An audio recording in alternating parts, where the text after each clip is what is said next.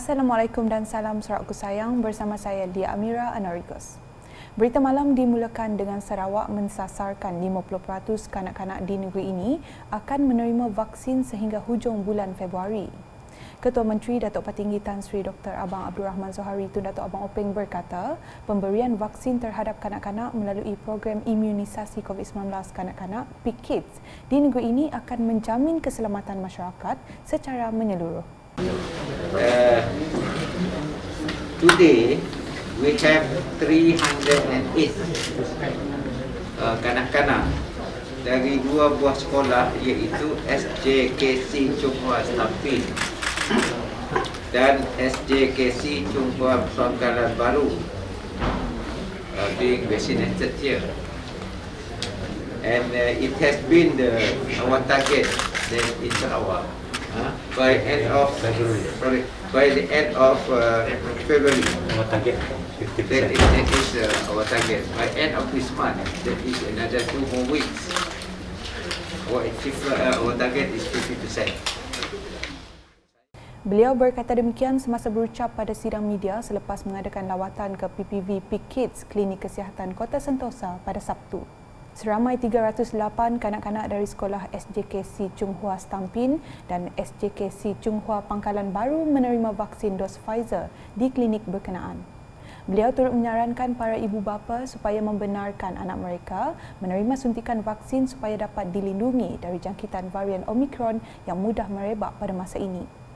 Dan saya mengucap terima kasih kepada ibu bapa yang telah membenarkan anak-anak mereka disuntik vaccinated, kerana ini adalah satu cara kita untuk menurunkan COVID dan juga menaikkan antibodi di kalangan anak-anak kita.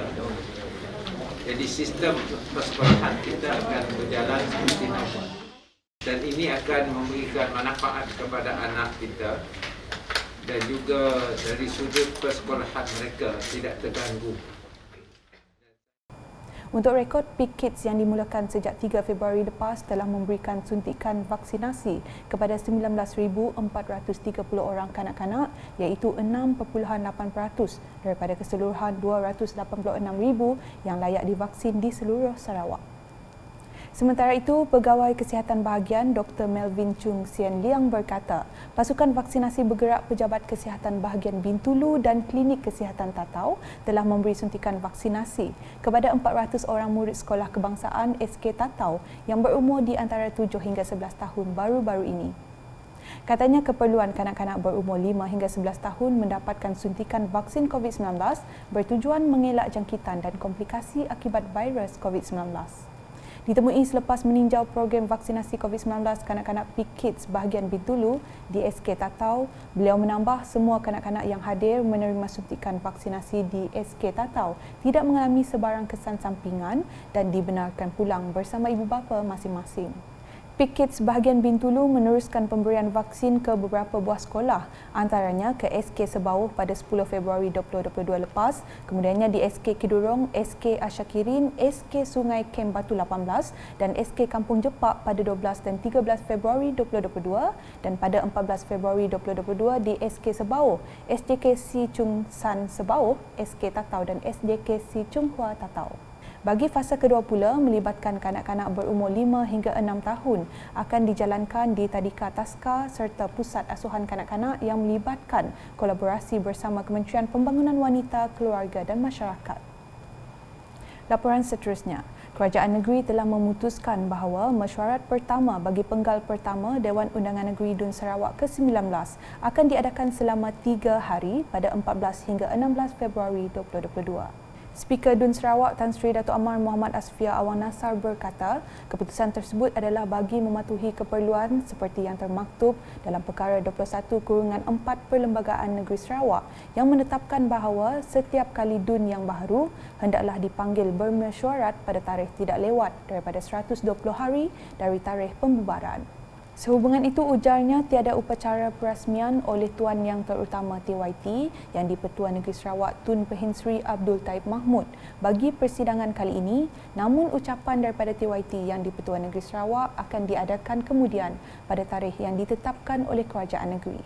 Persidangan kali ini akan dimulakan dengan upacara angkat sumpah ahli-ahli Dewan Undangan Negeri pada hari persidangan pertama, iaitu Isnin 14 Februari 2022.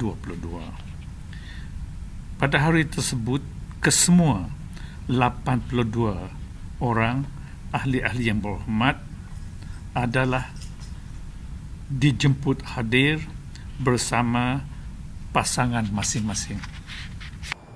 Beliau berkata demikian semasa sidang media khas berkaitan mesyuarat pertama Penggal Pertama DUN ke-19 bertempat di Bilik Media Bangunan DUN Sarawak pada Sabtu. Dalam pada itu, beliau turut menegaskan bahawa pada persidangan kali ini juga tiada sesi soal jawab dalam Dewan dan tiada sesi penggulungan oleh menteri-menteri. Walau bagaimanapun, terdapat 5 rang undang-undang kerajaan akan dibentangkan oleh menteri-menteri yang mana bacaan pertama akan dilakukan pada hari kedua persidangan iaitu Selasa 15 Februari 2022 diikuti rang undang-undang pindaan Perlembagaan Negeri Sarawak dan rang undang-undang tafsiran pindaan untuk bacaan kedua dan ketiga. Rang undang-undang tersebut adalah 1. Supplementary Supply 2021 Bill 2022 oleh Yang Berhormat Datuk Amar Douglas Ugah Embas. Kedua, Constitution of the State of Sarawak Amendment Bill 2022 oleh Yang Berhormat Datuk Seri Haji Abdul Karim Rahman Hamzah. 3.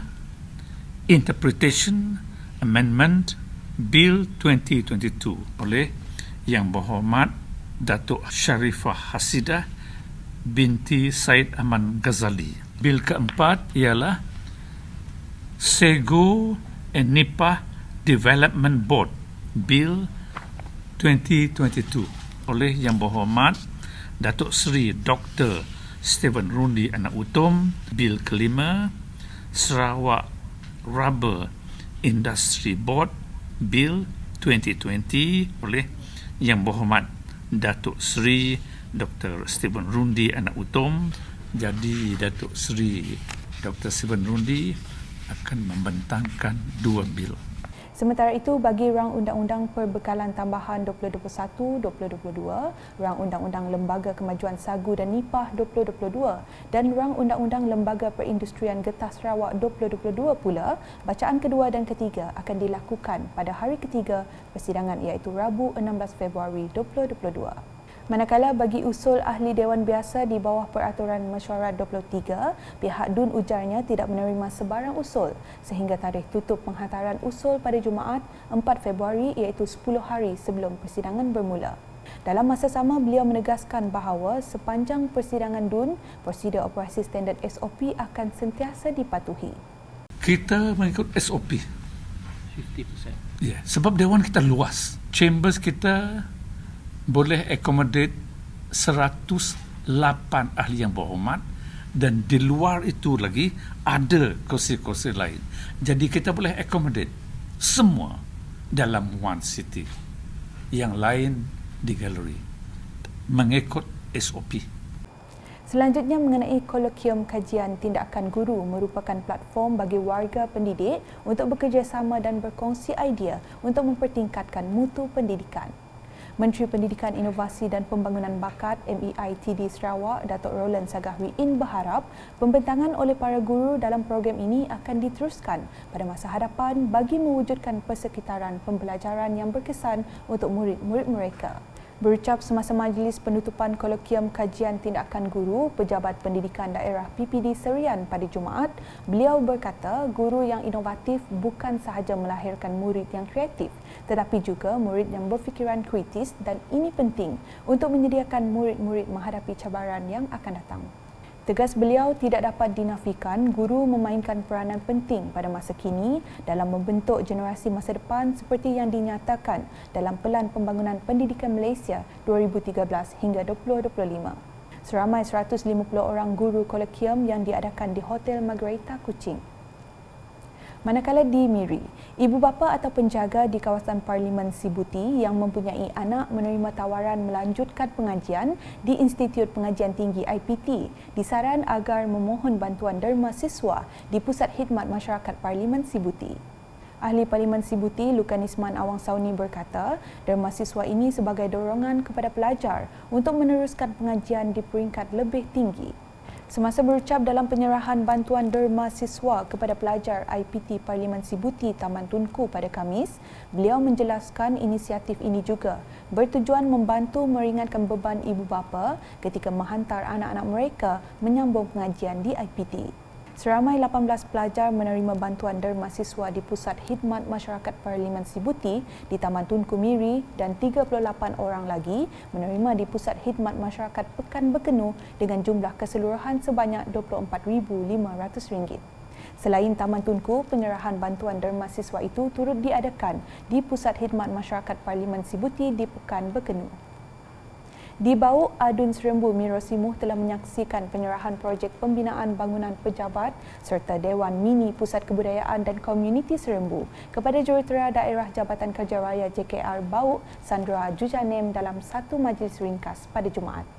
Menurut Miro, ini merupakan fasa 2 bagi projek di bawah program transformasi luar bandar RTP Dun Serembu selepas fasa 1 iaitu penyediaan tapak siap pada tahun 2021.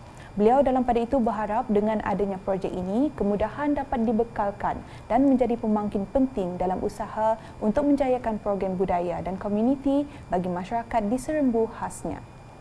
Beralih dengan laporan di Sibu, Institut Pendidikan Guru IPG Kampus Rajang Bintangor telah mengadakan kejohanan tenis Piala Pengarah IPG Zon Sabah dan Sarawak tahun 2020 di Gelanggang Tenis Bukit Lima Sibu pada Khamis. Kejohanan tersebut sepatutnya diadakan pada tahun 2020 namun terpaksa ditunda disebabkan pandemik COVID-19. Adun Meradong Datuk Ding Kuang Hing ketika berucap merasmikan kejohanan tersebut berharap kejohanan seperti ini akan dijadikan acara tahunan bagi IPG Kampus Rajang Bintangor pada masa akan datang. Selain itu, beliau juga memberitahu akan menaik taraf gelanggang tenis IPG Kampus Rajang Bintangor. Beliau kemudiannya menyumbang sebanyak RM2,000 kepada setiap IPG yang menyertai kejohanan pada kali ini. Antara IPG yang menyertai adalah IPG Rajang Bintangor, IPG Keningau, IPG Sarawak, IPG Ken, IPG Tun Abdul Razak, IPG Tawau, IPG Batu Lintang dan IPG Gaya. Berikutnya, Centre of Technical Excellence Sarawak Centex Commercial dengan kerjasama syarikat pembinaan pertama di Sarawak, Hornbill Network Consortium Sdn Bhd melancarkan sistem peranti rumah pintar yang akan dipasang kepada 652 unit rumah di Semariang Avenue di Jalan Sultan Tengah, Petrajaya. Pengerusi Centex, Tan Sri Dato' Amar Muhammad Morshidi Abdul Ghani berkata, projek ini merupakan yang pertama di Sarawak bahkan di Malaysia.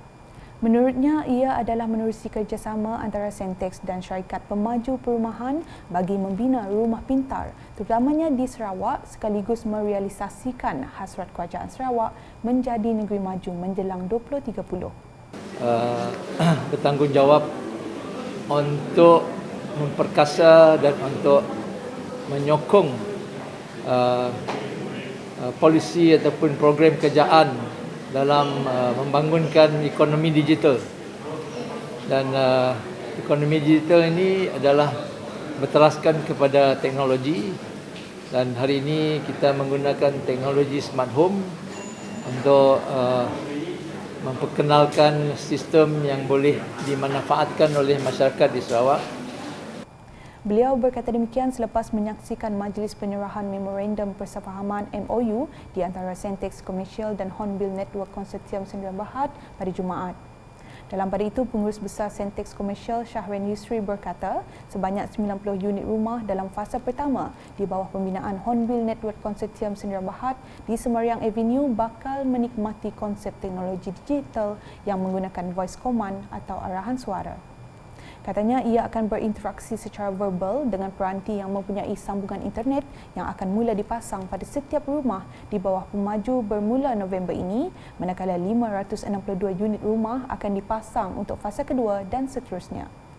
Sistem smart home ataupun smart devices yang kita pasang, install ataupun kita bekalkan, dia merupakan sistem yang boleh di plug and play.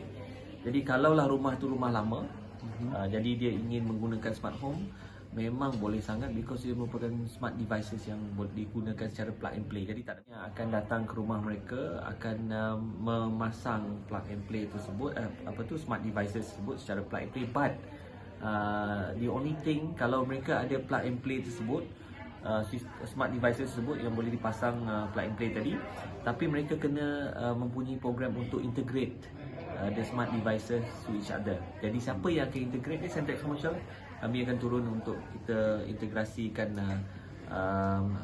devices ataupun satu kolaborasi pertama dengan sebuah pemaju perumahan, sebuah syarikat pemaju perumahan. Jadi untuk makluman, memang kita sedang mencari rakan strategik lain. Contohnya bukan pemaju perumahan, housing developer sahaja, tetapi kita juga mencari pejabat-pejabat kerajaan. Ingin bekerjasama kepada kerajaan dengan agensi-agensi kerajaan ataupun organisasi-organisasi lainlah di rumah-rumah kedai mereka untuk kita pasang. Sekian edisi malam bersama saya Lia Amira. Berita lebih lanjut boleh didapati di semua platform media sosial UKAS, termasuk portal ukas.sarawak.gov.my dan UKAS Channel di YouTube. Salam UKAS.